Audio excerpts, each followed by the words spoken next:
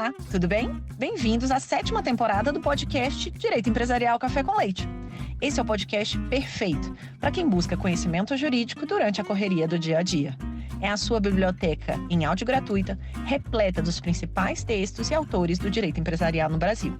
Eu sou Amanda Taide, mineira e cruzeirense na origem, com passagem em São Paulo, e candanga e fluminense de coração. Casada, mãe do Pedro, de quase 6 anos. Pedro, Tails, Sonic. Do Lucas, de 4 anos. Lucas, Knuckles, Sonic, Eggman. E tutora do Vira-Lata Farofa. Sou professora doutora da UNB dos cursos de Direito Empresarial, Concorrência, Comércio Internacional e Compliance. E consultora do Pinheiro Neto Advogados nas mesmas áreas.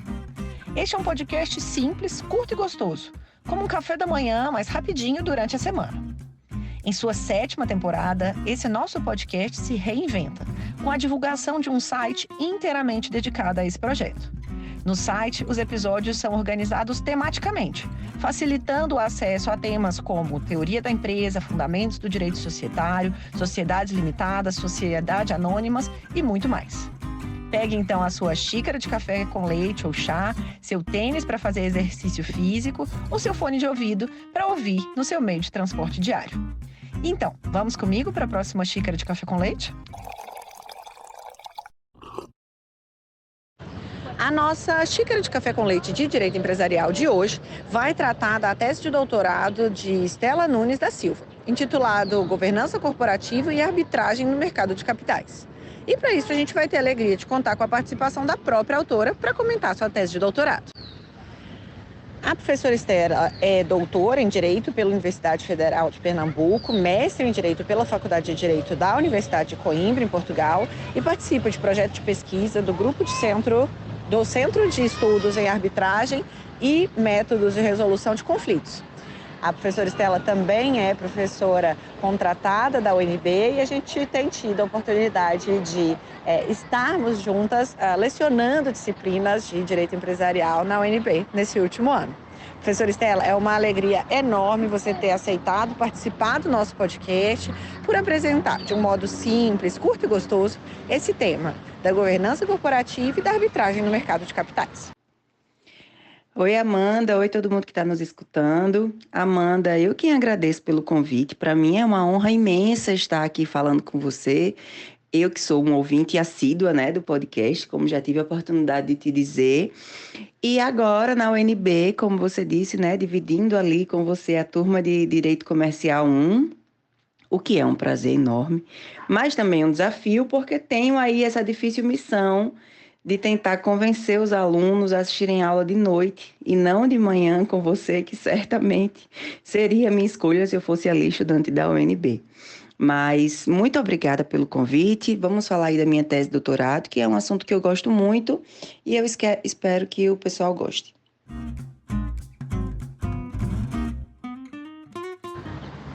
Professora Estela, conta pra gente como que esse tema surgiu para se tornar, portanto, o seu tema central do doutorado, como que foi o processo de escrita da tese, sempre uma curiosidade dos nossos ouvintes? Legal, Amanda, vamos lá. Esse tema, ele surge para mim ali em 2015, 2016. Eu terminei o meu mestrado em 2014 e eu brinco que eu passei aí 3 anos de ressaca e comecei meu doutorado em 2017. E um pouquinho antes do doutorado, 2015, 2016, eu comecei a me interessar mais sobre o tema da arbitragem no mercado de capitais. Eu já pesquisava arbitragem, já estudava, eu lecionava arbitragem, mediação numa instituição privada. E acontece que no dia 17 de março de 2014, eu lembro precisamente o dia, porque é o dia do meu aniversário, houve ali a deflagração da Operação Lava Jato. E com a Operação Lava Jato, com toda aquela enorme repercussão que teve em vários âmbitos e searas, me interessou muito analisar como seria a reparação dos danos causados aos sócios em razão de haver no contrato, no estatuto da Petrobras, uma cláusula arbitral. E aí me interessou saber como seria o andamento dessa arbitragem, que certamente seria uma arbitragem que traria aí uma repercussão muito grande. E antes de se falar em arbitragem aqui no Brasil, já havia o início de uma persecução pela reparação dos danos lá nos Estados Unidos por aqueles acionistas que compraram ações na Bolsa de Nova York. Já havia sido iniciada ali uma demanda de acionistas e aqui no Brasil a gente tinha um certo atraso, uma certa demora sobre a reparação desses mesmos direitos para acionistas brasileiros. O que deveria ocorrer na via arbitral, né? Na jurisdição arbitral. E a realidade que eu via lá atrás e que, infelizmente, a gente continua vendo hoje é que a gente tinha pouquíssimas informações sobre o transcorrer dessa arbitragem e isso, de alguma forma, me incomodava. A forma como a arbitragem no mercado de capitais era tratada fazia com que surgissem para mim algumas lacunas. E aí foi pelo interesse de entender e investigar essas lacunas que eu dei início à minha pesquisa, que resultou nessa tese de doutorado que a gente está falando hoje.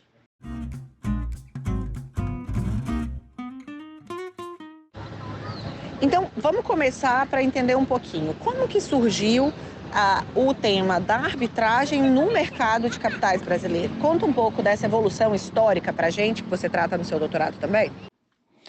A arbitragem, ela é um instituto tradicionalmente muito antigo. A arbitragem, ela tem raízes profundas que remontam aos primórdios da própria sociedade. Ao longo da história, a gente tem o surgimento de instituições arbitrais em locais e em momentos muito diferentes. Daí, essa dificuldade natural em precisar uma época, um momento histórico para o início da arbitragem. Mas se você pensar comigo, vamos ver se vocês concordam, que o conflito ele é inerente à própria convivência humana em sociedade, onde existia ali 2, 3, 4, 5, 10 pessoas, vai em algum momento, invariavelmente, ocorrer conflito, independentemente, né, da natureza, do porquê, e sendo a arbitragem uma forma de resolver problemas, de resolver conflitos, então é algo que surge muito naturalmente com a existência e com o surgimento da vida humana em sociedade. Os estudiosos, eles costumam dizer que há ali na Idade Média um aumento maior da arbitragem, um fortalecimento da arbitragem, com a própria figura das corporações de ofício, com o fortalecimento dos mercadores e com o desenvolvimento aí do capitalismo, da globalização econômica. Isso acontece de maneira ainda mais forte.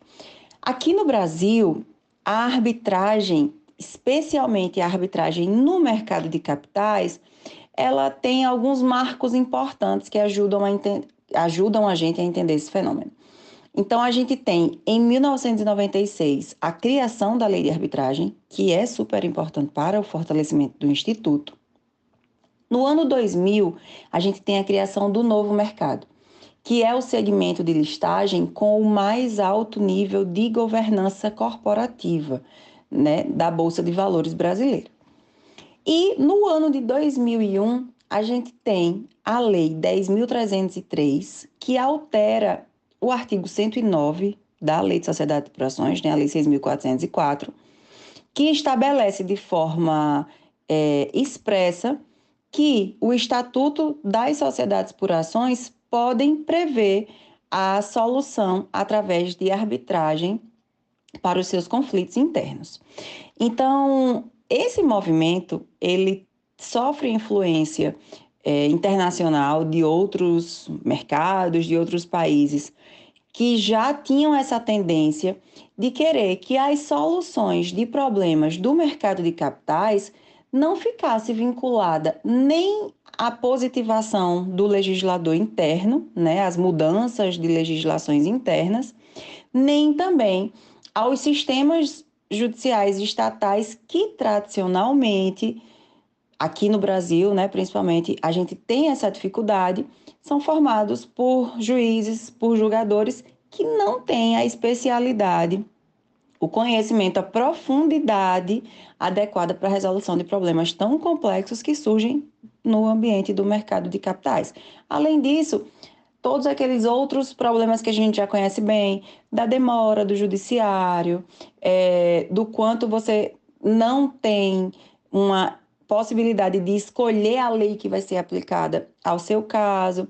Então, tudo isso fez com que a arbitragem no Brasil fosse ganhando força e fosse sendo utilizada cada vez mais no ambiente do mercado de capitais. Hoje, ela é muito bem aceita.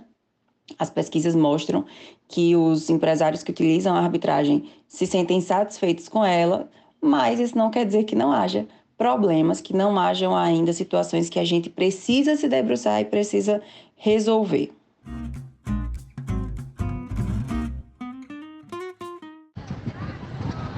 E na sua tese você conta também alguns elementos, né, que são considerados, né, para aceitação do Instituto da Arbitragem no mercado de capitais, mas também trata de alguns obstáculos, né, obstáculos que são significativos à sua implementação no Brasil.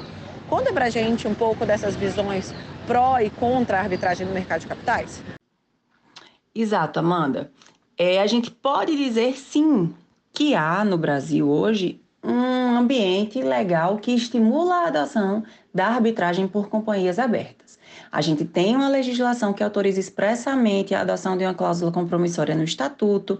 A gente tem o STF que já chancelou e já concluiu pela constitucionalidade dessa previsão legal. E a gente tem diversas empresas do próprio mercado de capitais, a grande maioria dessas empresas, que se dizem satisfeitas com a utilização da arbitragem, sobretudo quando a gente compara a arbitragem com a resolução pelo Poder Judiciário estatal, né, tradicional. Então, a gente pode dizer que a gente sim tem um ambiente favorável para utilizar a arbitragem. No entanto, a gente enfrenta dificuldades. Se a arbitragem carrega consigo, tradicionalmente, pelas suas características próprias, diversas vantagens, né, que eu já mencionei algumas aqui, mas a celeridade, a especialidade do árbitro, que coisa melhor do que você poder escolher o julgador do seu problema? Poxa, você vai certamente escolher aquela pessoa que reúne os maiores atributos ali, né? A qualificação, a expertise, a experiência necessária. Isso por si só já é um ponto muito positivo. Por outro lado, a gente tem também muitos problemas.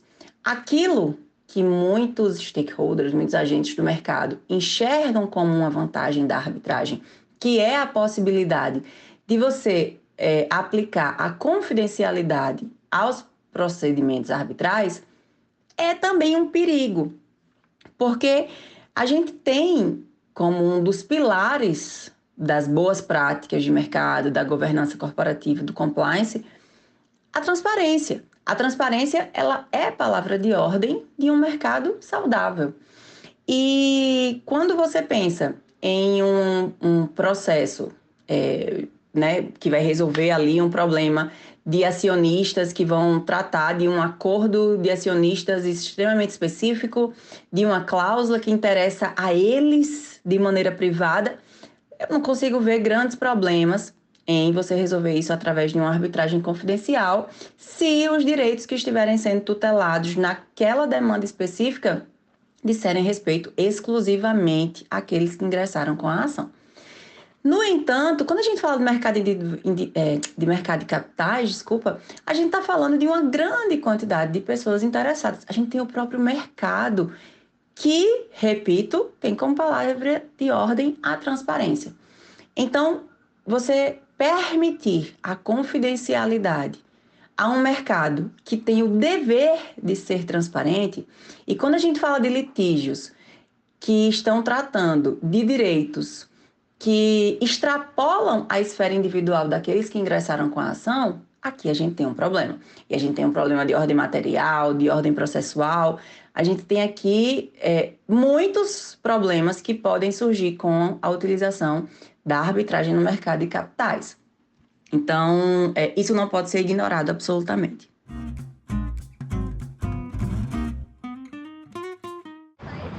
E diante desses prós e contras, na sua opinião, há necessidade de se regulamentar a arbitragem no mercado de capitais? E essa regulamentação, caso venha a acontecer, ela seria nacional ou seria necessário um esforço global?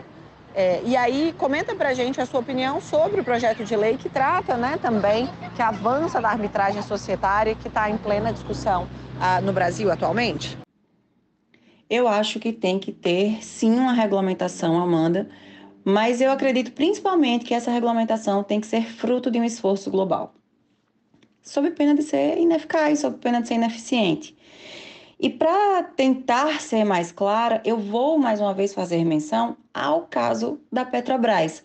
E já convido a todos a lerem minha tese de doutorado. Nela eu faço um estudo de caso sobre essa situação envolvendo a Petrobras e todos os escândalos de corrupção que tiveram, né, e os atos que prejudicaram aí os acionistas envolvidos.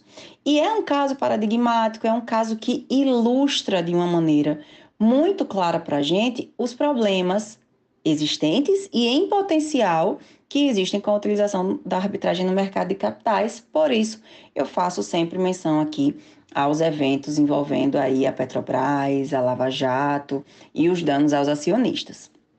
Então, vamos analisar a situação da Petrobras, dos acionistas da Petrobras, de uma perspectiva internacional.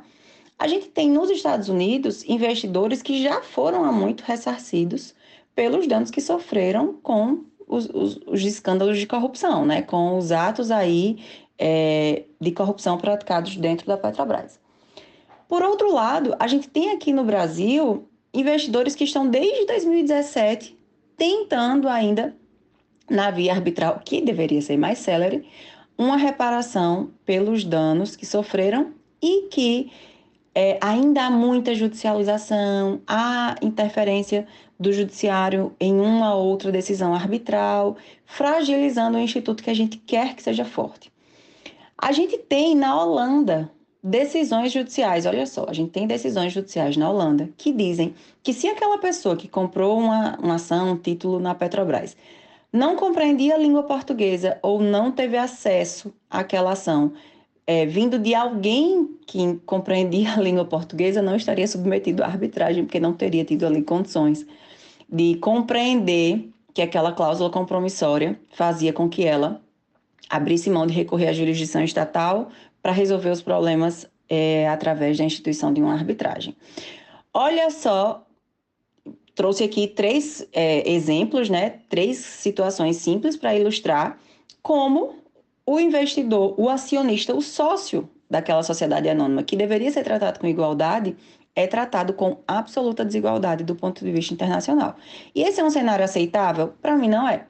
Não é porque governança corporativa, que tem como um dos pilares, como a gente já discutiu aqui, a transparência, ela tem como um segundo pilar muito importante o tratamento equânime entre acionistas. Então, essa forma de aprisionar dentro da legislação estatal soluções para problemas que fogem da sua compreensão ali, da sua estrutura física de fronteira, etc., é tentar resolver problemas complexos de uma maneira que não vai ser eficiente. Então, não vai trazer os resultados que a gente espera. Então, eu acredito sim que deve ser fruto de um esforço global. A gente tem no Brasil essa iniciativa, né, esse projeto de lei, que trata de maneira muito firme, principalmente nessa questão da confidencialidade versus ao dever de transparência, e que tenta trazer regras que são iniciativas que eu considero boas, porque essas questões precisam de fato ser equalizadas, mas não é o melhor do cenário, porque de fato eu defendo que o cenário ideal é haver, como a gente tem aí com a Convenção de Nova York, como a gente tem com uma série, né, de outros tratados aí, acordos multilaterais, a gente tem esse esforço global nesse sentido. E eu acredito que esse esforço global, a comunidade global, ela já vem dando indícios de que se preocupa com isso. A gente tem alguns documentos da OCDE, a gente tem documentos de instituições internacionais apontando para isso, mas a gente precisa avançar, porque, ao meu ver, tem uma grande bomba relógio aí que a qualquer momento pode dar um problema ainda maior pelo potencial de dano que existe em em permanecer com as regras atuais em relação à utilização da arbitragem no mercado de capitais.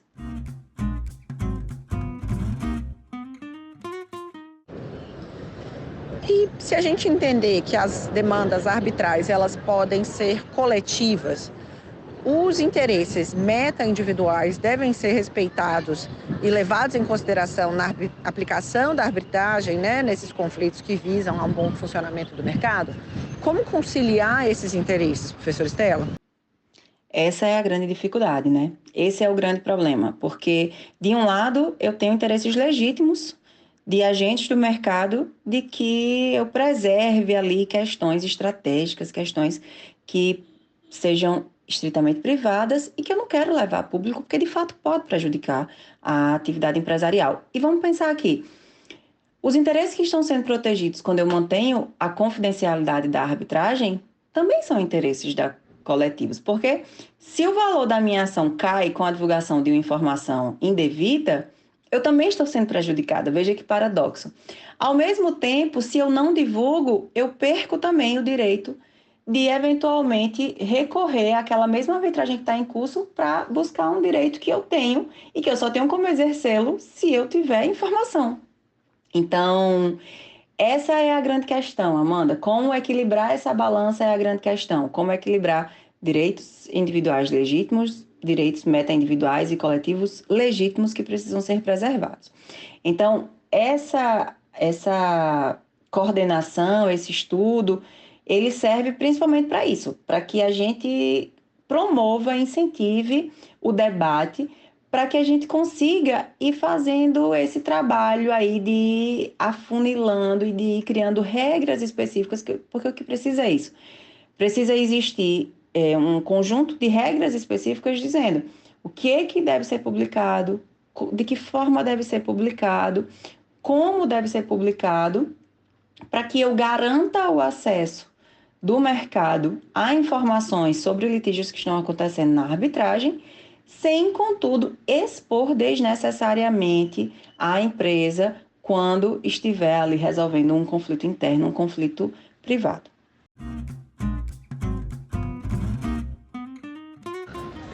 Então, considerando que a gente está falando da sua tese de doutorado, qual foi a sua tese inovadora, qual foi a sua proposta para o direito brasileiro? Conta um pouquinho mais das conclusões que você alcançou no seu doutorado. Pois é, a pesquisa central do meu doutorado era investigar se de fato existia compatibilidade entre a arbitragem e a utilização frente a esse paradoxo de que a arbitragem ela é estimulada pela governança corporativa ao mesmo tempo em que ela pode ir de encontro à própria governança quando ela não está ali a serviço ou em respeito aos direitos dos acionistas.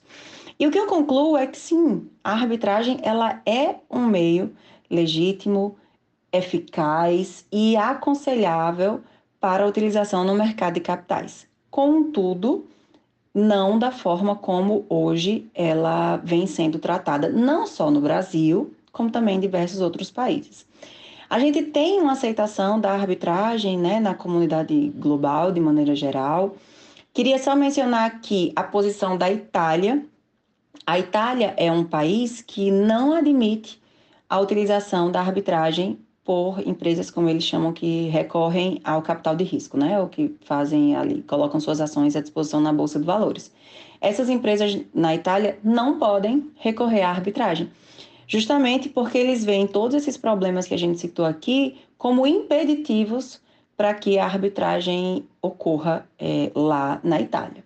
Então, essa não é a posição que eu defendo. Eu defendo que a arbitragem, sim, ela é recomendada para a utilização no mercado de capitais, contudo, a gente tem que limitar a confidencialidade da arbitragem sob pena de a gente, querendo proteger direitos individuais de agentes do mercado, a gente fira aí uma série de outros direitos de outros agentes tão legítimos quanto que têm o direito à informação. Né? A transparência, a informação tem que ser a palavra de ordem do mercado. Os estudos econômicos, os estudos jurídicos mostram isso ao longo da história e a gente não pode deixar essa informação de lado.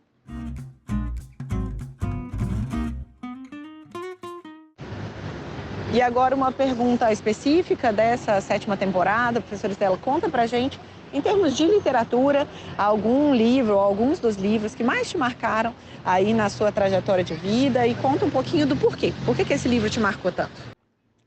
Eita, que difícil. Fiquei aqui pensando, quais livros eu vou escolher? Eu sou uma pessoa que eu gosto muito de literatura e gosto muito de filosofia. Então, 2 livros me vieram imediatamente à memória, né? Porque acredito que foram os livros que mais... Um talvez tenha sido o livro que mais me marcou e o outro é um livro que eu li mais recentemente, mas que foi definitivo, assim, na minha vida. Foi bem impactante. O primeiro é o Mito de Sísifo, um clássico, né? Acho que muita gente está nos escutando aqui já ouviu falar, que é o de Albert Camus. É um livro que, para mim, ele é sensacional. Eu gosto de ler, assim, sobre existencialismo. Eu sou dessas pessoas que se dedica horas a ficar pensando sobre a existência humana, o que é que a gente está fazendo aqui, que doidice é essa desse monte de gente aqui convivendo, respirando nessa roda, nessa bola, girando num universo absolutamente enorme, desconhecido. Isso daí me faz dedicar horas de pensamento. E já me trouxe também alguma angústia, o desconhecido, de alguma forma, ele nos traz angústia, né?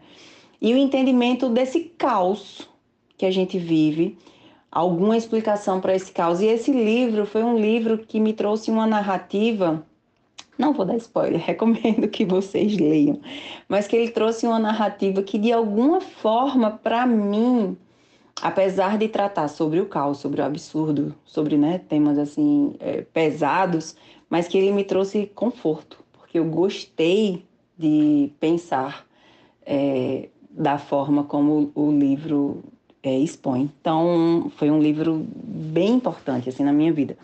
E outro é o Reinvenção da Intimidade, Políticas do Sofrimento Cotidiano, esse do brasileiro Christian Dunker. Eu gosto muito do autor, já li outras coisas dele, mas esse livro em específico me marcou muito. Eu tenho um hábito, Amanda, de sempre que eu leio, pode ser o que for, eu grifo. E esse é um livro absolutamente grifado, porque eu gostava de todas as passagens. É como se fosse um livro explicando um pouco a realidade e as relações humanas atuais, e ele fala numa perspectiva bem atual mesmo, em relação a essa realidade que a gente vive. E é um livro também que me impactou muito. Recomendo aí.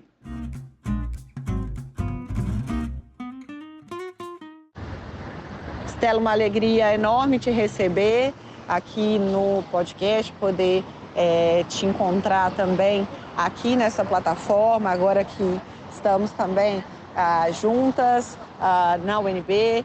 Espero que os alunos, ao serem recebidos por você em Comercial 2, tenham aí aprendido também com você, assim como com outros professores aqui também no podcast. Então, obrigada pela sua participação e até a próxima. Ah, que legal. Obrigada, Amanda. Muito obrigada. Gostei demais, adorei ter participado. Eu sou um ouvinte assíduo, né? Já falei aqui, sou fã do podcast. Até mandei no final do ano passado para você o printzinho da minha retrospectiva do Spotify. Estava lá no primeiro lugar dos podcasts, Direito Empresarial Café com Leite. Eu adoro escutar, adoro aprender. É minha companhia no carro. Se eu for um pouquinho mais para longe, que eu tiver tempo de escutar tudo, escuto de uma vez e não fico escutando de pedacinho. E eu gosto muito mesmo. Então, para mim foi uma alegria participar. E agora na UNB, estou tendo a oportunidade de escutar sobre você a partir de outra perspectiva, né, que é a perspectiva ali do aluno.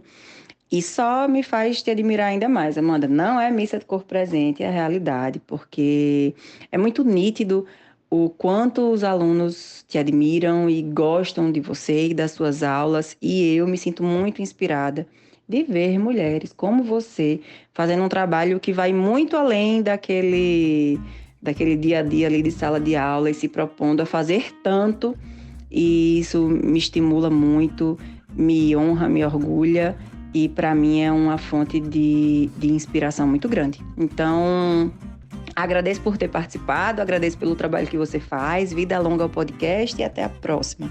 Muito obrigada.